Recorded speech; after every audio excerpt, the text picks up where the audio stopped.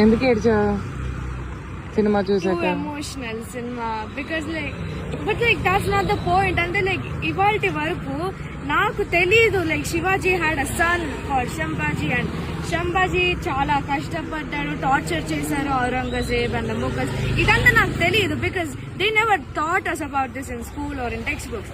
ఎందుకంటే నేను first class నుంచి all I learn was about British British British and Gandhiji Gandhiji Gandhiji.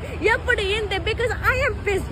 ఇప్పుడు ఇదంతా అబౌట్ ఆర్ హిందూ రూలర్స్. నేను ఇలాంటి సినిమాలు చూసి నేర్చుకోవాలా? నేను నేర్చుకున్నాను. I also respect the Indian revolution అలా, but that's not the point.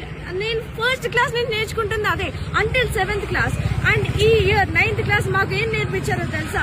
About French revolution, Russian revolution, వేరే దేశాల్లో జరిగిన రెవల్యూషన్స్ నేర్పించారు. బట్ ఇప్పటి వరకు చోళాస్ అన్న మరాఠాస్ గురించి అన్న నేను ఇప్పటి వరకు అయితే నా టెక్స్ట్ బుక్ లో నాకు ఆ పేరే వినపడలేదు.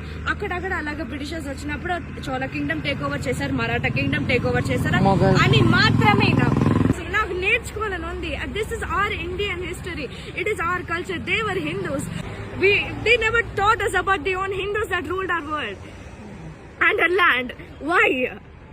Why haven't I not learned about Cholas and Marathas? There is nothing in history that I watched in the movies right now.